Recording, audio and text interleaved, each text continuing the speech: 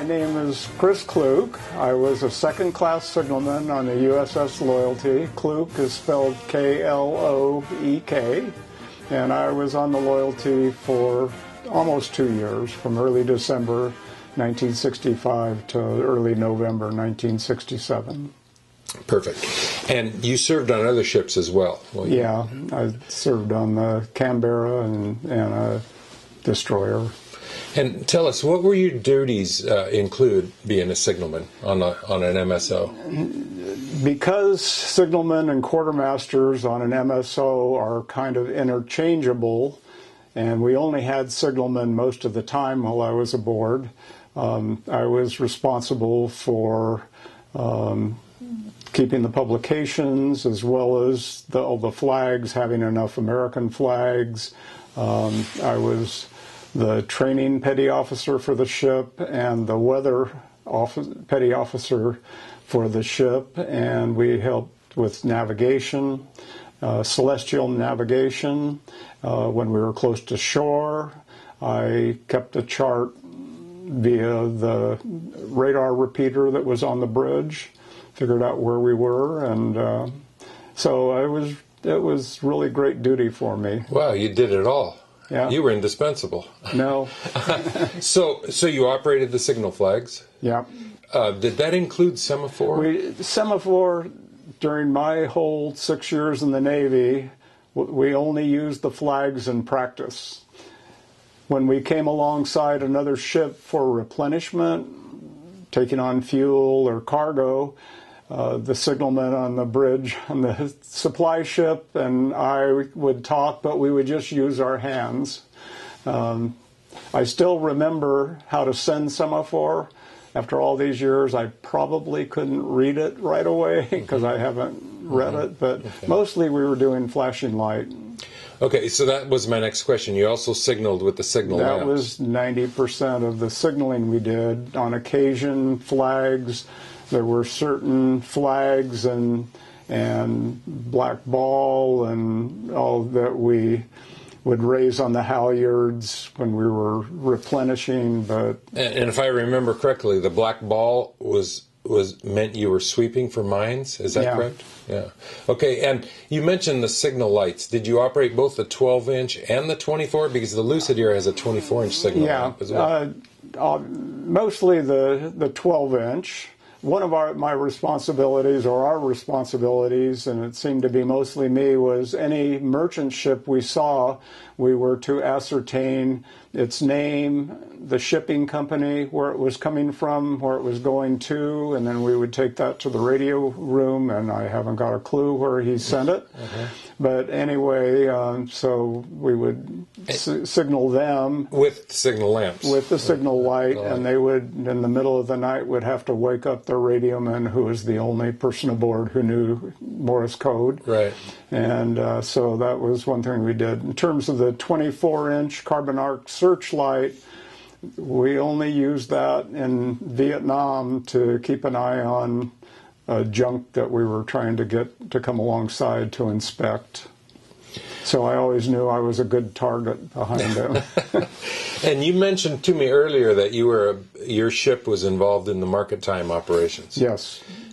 Tell us a little bit about that for people that don't know what that meant. The market time operation began in 1965 when the Army and Marine Corps had shut down the Ho Chi Minh Trail to supply the Viet Cong and North Vietnamese regulars. They started bringing in supplies and personnel by sea. So the Navy established the market time operation, and we were part of Task Force 115 to patrol off the coast of Vietnam, and any suspicious-looking junk we would pull over and inspect. And in our first patrol from early April, well, it was for 36 days, we inspected 348 junks and detained 2 people that didn't have papers, arrested 14 smugglers, and apparently, from what I've read, all this ships and swift boats were also involved, and Coast Guard cutters. Apparently, we were pretty effective at shutting down the coast as a supply route. These smugglers, you identify it as them as smugglers because you found weapons in their junk? Right. Weapons and ammunition, and it was usually buried in what looked to me, because I would stand watch on the far aft of the ship with a Thompson submachine gun, because apparently, although we never experienced it, we were told that they had junks that were pulled over had thrown grenades up onto the boat, inspecting them. So I was watching that, and why they gave me a Thompson machine gun, I don't know, because I would have sprayed a lot of people, probably including our people that were inspecting the ship. But it's the coolest weapon. It's the coolest weapon ever made. Yeah, you know, right? Yeah. At least it didn't have to do that, but it seemed to be rice in the hold. And so our bosun's mate would be digging through the rice and, find contraband of various kinds. Did you utilize the whaleboats to not for that. On April 17th, we rescued a U.S. Navy junk force advisor who had been hit in the back with what I'm told must have been a .30 caliber rifle, something like a BAR, and it ran up his spine into his neck.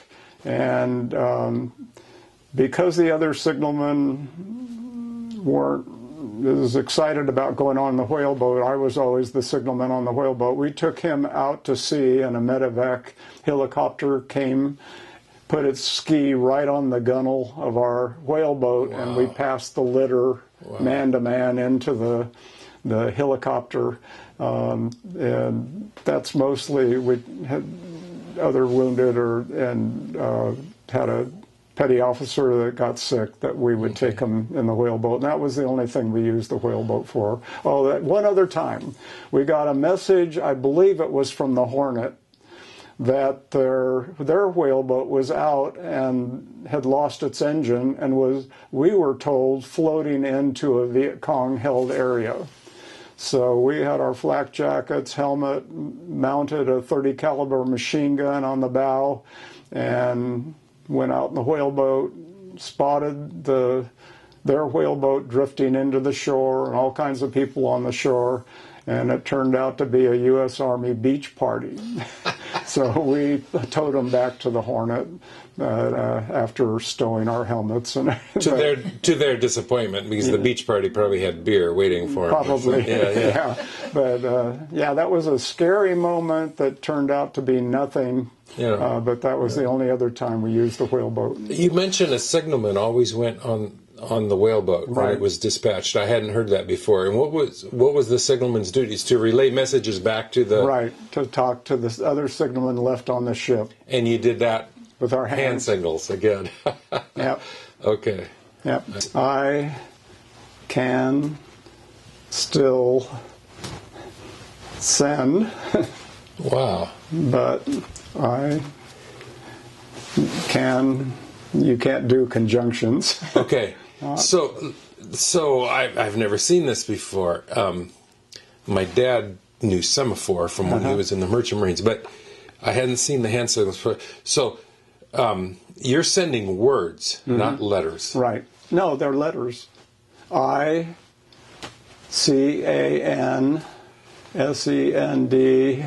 Oh, wow. Okay. But Okay. Wow. Wow, what a memory. And then we used shorthand, like we'd say U, or U, R, and GG was going. Okay. Interesting. Stuff like that. Yeah. We had shorthand. Okay, so that's basically the same that they did with the flags. Yeah. But the flags you can see from a greater distance. My 6 years, the only time we used the flags was in practice. Yeah. And one day I stupidly stood on the potato locker at sea, rolling, and sent with flags to another sweep. Yeah. And cringe every time I think about it. Yeah. Everyone that served on these tells me how rough riding these were. Shallow draft. No keel. No keel, basically round bottom. Can you verify that these were rough riding vessels? Virtually everybody who came aboard who hadn't been on one got seasick. And when I first got on board, we had a first-class cook who was seasick from Long Beach to Pearl Harbor. And when they would carry him to the fantail on a stretcher every day to get air. Wow. And when he got to Pearl Harbor, I'm told that the Navy discharged him, even though he had something like 12 years in. And he said, but I'm okay on bigger ships. And they said, we have no way to put it in your record. Only put him on a big ship. Yeah, I'll be darned. Wow. You mentioned to me earlier, though, something about on a large or on a small ship such as this, you would have to stand watch both port and starboard. Right. Tell me, what did standing watch for a signalman entail? Most of our signalmen and quartermasters, one of the things they really objected to is at sea we stood what are called port and starboard watches. It means that if I had the 8 to midnight watch, the other signalmen had midnight to 4, and then I had the 4 to 8 in the morning, and then so we didn't have, so we were just going back and forth, the two of us, which left us with at most 5 hours of sleep a night. And where would you stand watch on an MSO? We stood watch on the bridge all the way up, and on the fly bridge on the top deck. Yeah. Watched if we were close to shore, like off Vietnam. There was a chart table right next to the radar repeater, and we would keep our position, do that during the night, make sure the left-hand side of a chart's latitude and every degree is 60 nautical miles, so we could figure out with a pair of dividers how close to the shore. Sometimes we were only 400 or 500 yards off, which seems like a lot when you look at a football field, but when you're at sea, it seems like you're right on the beach. Yeah. So you were acting as the navigator? Yeah, because basically? We were also the quartermasters. The Loyalty had billets for 2, which could be either 2 signalmen, a signalman and a quartermaster, or 2 quartermasters.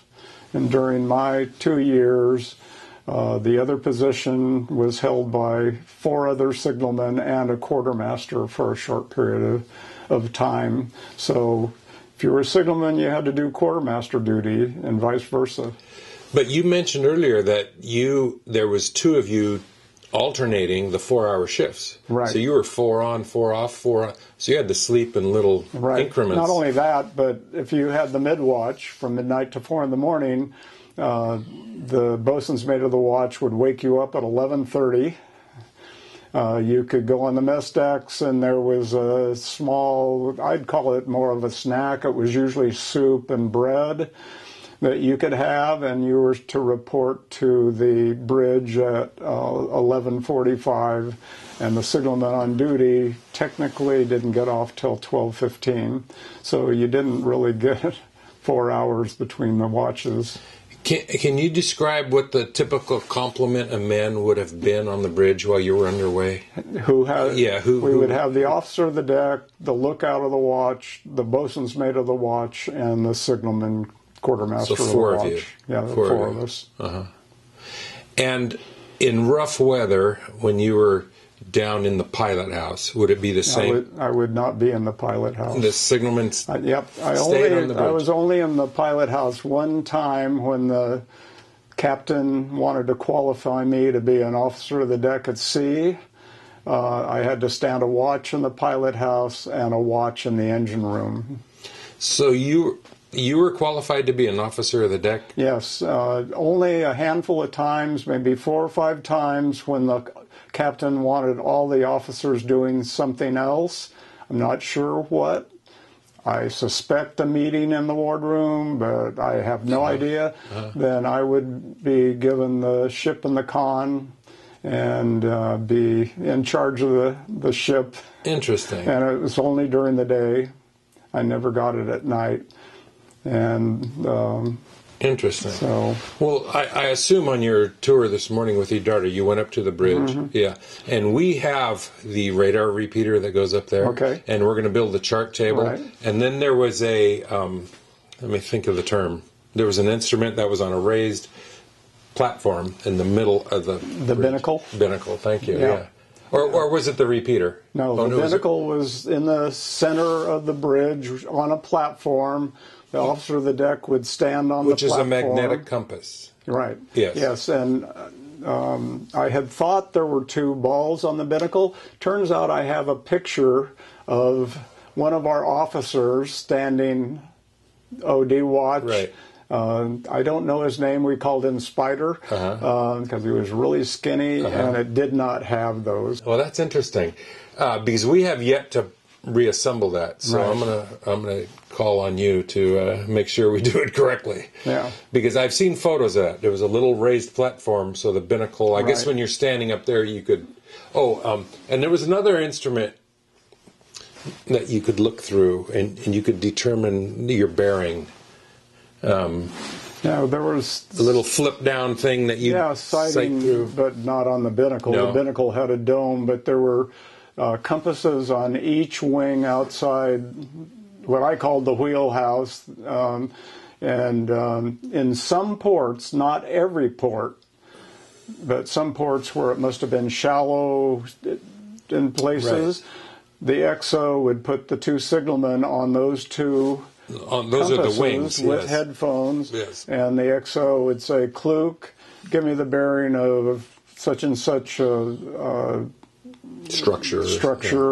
Yeah. The other signalman, give me a bearing, and when we get out to sea or we'd tie up, you'd see the chart with all these X's where he was keeping us down the channel. Yeah. And that wasn't, we didn't have that going into Pearl.